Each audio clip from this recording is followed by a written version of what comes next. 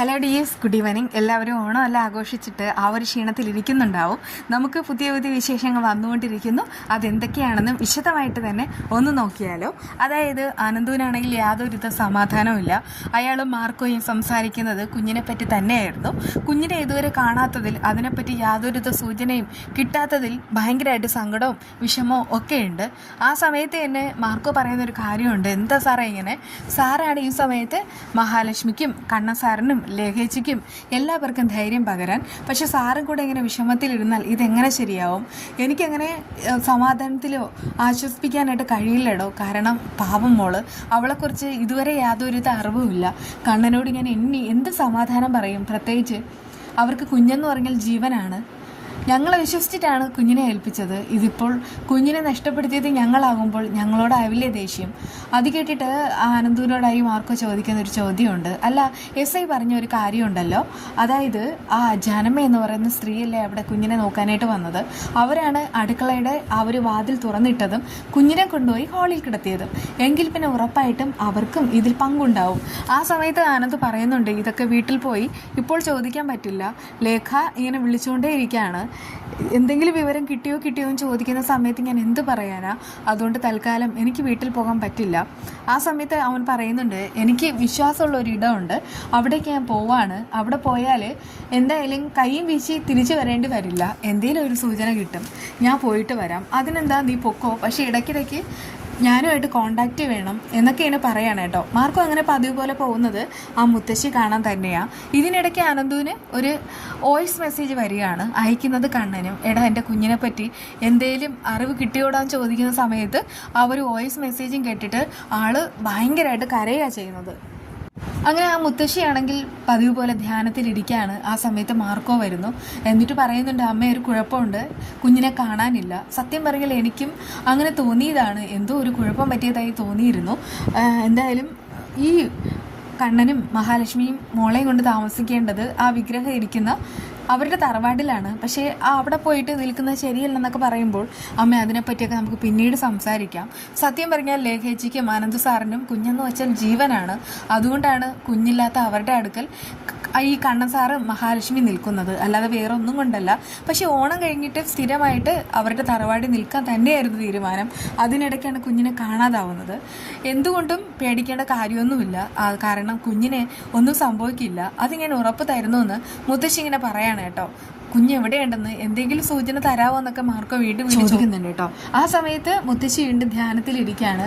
മുത്തശ്ശിക്ക് പല കാര്യങ്ങളും അറിയാം. അവർ തന്നെ ഉറപ്പായിട്ടും അതിനുള്ള സൂചനയും കൊടുക്കും. കണ്ണനാണെങ്കിൽ പലയിടത്തായിട്ട് അന്വേഷിക്കുന്നുണ്ടെങ്കിലും കുഞ്ഞിനെ കാണുന്നതേ ഇല്ല, തെളിവുമില്ല. അങ്ങനെ SIയും അനന്തവും തമ്മിൽ വീണ്ടും കാണുകയാണ്. സാറേ, എന്തെങ്കിലും സൂചന കിട്ടുമെന്ന് ചോദിക്കുമ്പോൾ, ഇല്ല, നിങ്ങളല്ലേ പറഞ്ഞത് മാർക്കോയോട് ആ വില്ലൻ പറഞ്ഞു എന്ന്, അതായത് കുഞ്ഞിനെ കൊണ്ടുപോയി ആ ഒരു പൊട്ടക്കുഴിയുടെ ഭാഗത്ത് കിടത്തിയെന്ന്. പക്ഷേ അങ്ങനെയാണെങ്കിൽ ഏതെങ്കിലും പട്ടി കടിച്ചുകൊണ്ട് പോകില്ലേ? അത് കേട്ടിട്ട് അനന്തൂര് സങ്കടമാവാണ്. സാറേ, ഈ ഒരു തരത്തിലൊന്നും സംസാരിക്കരുത് എന്നൊക്കെ ഇങ്ങനെ പറയുമ്പോൾ SI പറയുന്നുണ്ടെങ്കിൽ ഞാനൊരു പോസിബിലിറ്റി പറഞ്ഞതേ ഉള്ളൂ. എന്തായാലും നമുക്ക് എല്ലാ രീതിയിലും അന്വേഷണം ഊർജിതമാക്കിയിട്ടുണ്ട്. ഇതിൻ്റെ പേരിൽ ഒരുപാട് പോലീസുകാരെ കൂടെ ഇറക്കിയിട്ടുണ്ട്. പല സ്റ്റേഷനിലും വിളിച്ചിട്ട് കാര്യങ്ങളെല്ലാം അറിയിച്ചിട്ടുണ്ട്. നമുക്ക് എത്രയും വേഗം തന്നെ ഒരു തീരുമാനം ഉണ്ടാക്കാമെന്നൊക്കെ പറഞ്ഞിട്ടാണ് അവർ അവിടെ നിന്ന് പോകുന്നത് കേട്ടോ. അതേസമയം കണ്ണൻ ഇങ്ങനെ കാറിലാണ് അലങ്ങി തിരിഞ്ഞ് നോക്കുന്നത്. മോളെ, നീ എവിടെ പോയി? മോളെ എന്ന് ഒരു 4-5 തവണ വിളിക്കുന്നുണ്ട്. മോഹിനിയാണെങ്കിൽ പൂജാ റൂമിൽ കയറി ഇന്ന് പ്രാർത്ഥിക്കുന്നുണ്ട്. പല സമയത്തും കണ്ണനും മഹാലക്ഷ്മിക്ക് തുണയായിട്ട് നിന്നിട്ടുണ്ട്. പക്ഷേ ഇപ്പോൾ കുഞ്ഞിനെ കാണാനും ഇല്ല. ഈ ഒരു പോക്കാണെങ്കിൽ മിക്കവാറും 1-2 കുടുംബം തകരും. അതുകൊണ്ട് തന്നെ ആ കുടുംബം തകരാൻ പാടില്ല. കുഞ്ഞിനെ എത്രയും വേഗം തന്നെ കിട്ടണം എന്നൊക്കെ പറഞ്ഞിട്ട് വീണ്ടും ആള് സങ്കടപ്പെട്ട് കരഞ്ഞ് നിലവിളിക്കുന്നുണ്ട് കേട്ടോ. ആ സമയത്തെല്ലാം ആ മുത്തശ്ശിയും പ്രതാപനും അവിടെയുണ്ട്. മുത്തശ്ശിയാണെങ്കിൽ ന്യൂസ് എടുക്കാൻ വേണ്ടി നിൽക്കുകയാണ്. മോഹിനി ആ സമയത്ത് കണ്ണനെ വിളിച്ചിട്ട് കാര്യങ്ങളൊക്കെ ചോദിക്കുകയാണ്. എന്നിട്ട് ഒരു സൂചന കൊടുക്കുന്നുണ്ട്, മോനെ, ഇവിടെയുള്ളവർക്ക് ഭയങ്കര സന്തോഷമാണ്, അതുകൊണ്ട് തന്നെ ഇതെല്ലാം അവരും കൂടെ അറിഞ്ഞിട്ടാണോ എന്ന് എനിക്കൊരു സംശയമുണ്ട്. അത് കേട്ട് കണ്ണൻ പറയുന്നുണ്ട്, അങ്ങനെയാണെങ്കിൽ അവരൊക്കെ തന്നെയായിരിക്കും കാരണം. അവരാരും വെറുതെ ഇരിക്കില്ല. പക്ഷേ കുഞ്ഞിന് എന്തെങ്കിലും സംഭവിച്ചാൽ അവരെ ആരും വെറുതെ വിടുകയില്ല. അത് കേട്ട് ആ മുത്തശ്ശിക്ക് ഈ മോഹിനിയാണെങ്കിൽ പ്രതാപനെ കുറിച്ചൊക്കെ ഇങ്ങനെ പറയുന്നത് കേട്ടിട്ട് ഭയങ്കരമായിട്ട് ഷോക്കായിട്ട് നേരെ പോയിട്ട് പ്രതാപൻ്റെ അടുക്കലേക്ക് വരികയാണ്. എടാ നമുക്ക് സന്തോഷമാണെന്നൊക്കെ അവളിങ്ങനെ പറയുന്നുണ്ട്.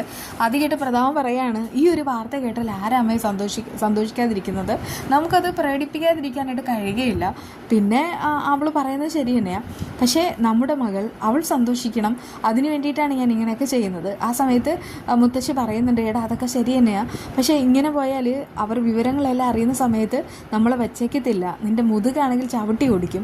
പ്രത്യേകിച്ച് ആ മാർക്കോ എന്ന് പറയുന്നവൻ ആദ്യം കുറേ ഷോ കാണിക്കും, അതിന് ശേഷമായിരിക്കും തല്ലുന്നത്. പക്ഷേ ലോപ്പസ് അങ്ങനെയല്ല, അവൻ അണലിയെ പോലെയാണ്, അവൻ ആദ്യം ഉപദ്രവിക്കും, അത് കഴിഞ്ഞിട്ടായിരിക്കും ഓരോന്ന് ചോദിക്കുന്നത്. ഇനി ഇവന്മാരെ തല്ലിപ്പിക്കാനായിട്ട് എന്തെങ്കിലും കൊട്ടേഷൻ കൊടുക്കാൻ പറ്റുമോ? അത് കേട്ട് പ്രതാപൻ പറയുന്നുണ്ട്, അങ്ങനെയൊന്നും പണം കൊടുത്താൽ അവന്മാർ ഒരിക്കലും വരിയില്ല അമ്മേ, കാരണം കണ്ണൻ അവന്മാർക്കൊരു ജോലി കൊടുക്കാമെന്ന് പറഞ്ഞിട്ട് പോലും അവന്മാരാണെങ്കിൽ അവരുടെ വഴിക്ക് എത്തിയിട്ടുമില്ല. സാരമില്ല, നമ്മുടെ മോള് ചിരിക്കും, കണ്ണനും മഹാലക്ഷ്മിയും കരയും, തിരുവോണത്തിന് അതാ സംഭവിക്കാൻ പോകുന്നത്, നമുക്കത് മാത്രം മതി, എന്തായാലും ഒരു കർമ്മം ചെയ്തില്ലേ അതിൻ്റെ ഫലം അനുഭവിക്കാമെന്നൊക്കെ പറഞ്ഞിട്ട് ഭയങ്കര സന്തോഷത്തിൽ രണ്ടും കൂടെ ഇരിക്കുകയാണ് കേട്ടോ. കിട്ടാനുള്ള ആ ഒരു ഫലം ഇത്തിരി കഠിനമാവും, അത് ഉറപ്പായിട്ടുള്ള കാര്യമാണ്. അതേസമയം ഈ മാർക്കോയാണെങ്കിൽ കണ്ണനെ കാണാനായിട്ട് വരികയാണ്. കുഞ്ഞിനെപ്പറ്റി ഇതുവരെ ഒന്നും അറിഞ്ഞിട്ടില്ല എന്നുള്ള കാര്യമൊക്കെ അറിഞ്ഞിട്ട് കണ്ണന് ഭയങ്കരമായിട്ട് സങ്കടമാണ്. സാറ് വിഷമിക്കേണ്ട, മോൾക്കൊന്നും സംഭവിക്കില്ല എന്ന് പറഞ്ഞിട്ട് ആശ്വസിപ്പിക്കുകയും ചെയ്യുന്നു. ആ സമയത്ത് കണ്ണൻ ഭാവിട്ട് കരയുന്നുണ്ട് കേട്ടോ. അതേസമയം അവിടെ മഹാലക്ഷ്മിയും ലേഖയെല്ലാം കരയുന്നതും കാണിക്കുന്നുണ്ട്. അപ്പോഴാണ് മുത്തശ്ശിയാണെങ്കിൽ ഒരു ധ്യാനത്തിൽ നിന്നോണം ഇങ്ങനെ പെട്ടെന്ന് ഞെട്ടി എഴുന്നേൽക്കുന്നത്. അതിനർത്ഥം ആ മുത്തശ്ശിക്കാണെങ്കിൽ കുഞ്ഞ് എവിടെയാണെന്നുള്ള കാര്യം മനസ്സിലായിട്ടുമുണ്ട്. അതുകൊണ്ട് ഇനി പേടിക്കേണ്ട, എല്ലാ കാര്യങ്ങളും പെട്ടെന്ന് ഫാസ്റ്റായിട്ട് തന്നെ വേഗം തന്നെ കണ്ടുപിടിക്കും. പിന്നെ നമ്മുടെ വീഡിയോയുടെ കാര്യം പറയാം. ഇത് എവിടെയാണെന്ന് ചോദിച്ചാൽ ഇത് സുഡിയാണ്. അവിടെയാണെങ്കിൽ സെയിൽ നടക്കുകയാണ്. ഇപ്പോൾ ഓണം പ്രമാണിച്ചിട്ടുള്ള ആ ഒരു സെയിലാണ്. പ്രത്യേകിച്ച് ചെരുപ്പുകൾക്ക് ഒരുപാട് കളക്ഷൻസ് ഉണ്ട്.